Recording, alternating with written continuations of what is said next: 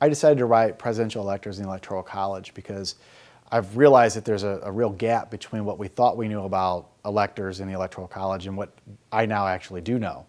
A few years back in graduate school, I had a professor approach me about writing a small little piece about who serve as presidential electors.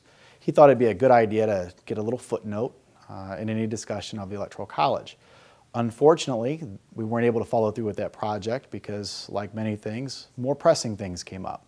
Well, a few years later, when I landed at Ohio Northern University, I worked with a number of undergraduates through Pi Sigma Alpha, the Political Science Honor Society, and we decided to do a project where we surveyed presidential electors from the 2000 presidential election. And we were simply trying to put a face on who these mysterious figures were. And what we found was much more. Given the controversies back in 2000 over the Florida election, we found that there were actually 4 Republican electors that were uneasy about casting their votes for George W. Bush. Given that President Bush won the election by just a couple of votes, that became really, really important. Although the overwhelming majority of presidential electors follow the herd, we found suddenly that there were a few that simply didn't. And so we continued with this project and surveyed presidential electors from 2004 and 2008. And what that has produced is the richest, most complete data set ever on presidential electors.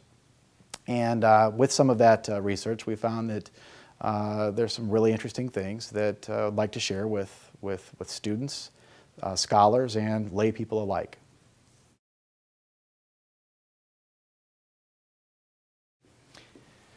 There are a couple of findings that I think people will see are very interesting coming from this book. First, we find that a number of presidential electors are lobbied to actually change their votes. What most people don't know is when they vote for the President of the United States, they're actually voting for these electors, and that's what happens in November.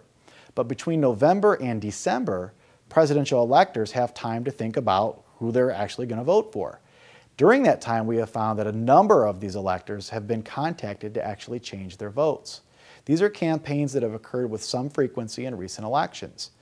In 2004, for instance, we found that 30% of electors were contacted in an effort to get them to vote contrary to the popular vote. We also found that 80% of electors in 2008 were contacted to change their vote. And this was an election where we didn't find it to be a very close election. Barack Obama had won in an apparent landslide, yet 80% of electors were contacted to change their vote. What we find is that of that 80%, most of this came from the so-called birther movement. A second major finding that we have is that not only are electors contacted to change their votes, they are also considering changing their votes. At least 10% of presidential electors in both 2004 and in 2008 considered voting for someone that they were not expected to vote for. This is something that came as a real surprise, as there's nothing in the literature that speaks to this point. This book is the first book to uncover this opportunity for Electoral College lobbying and the real potential for faithless votes occurring en masse.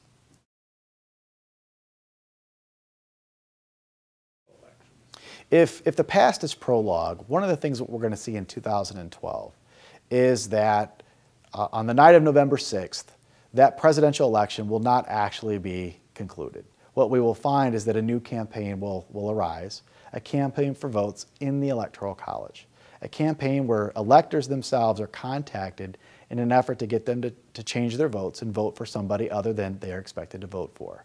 We will also likely see that a significant number of these electors will consider doing so.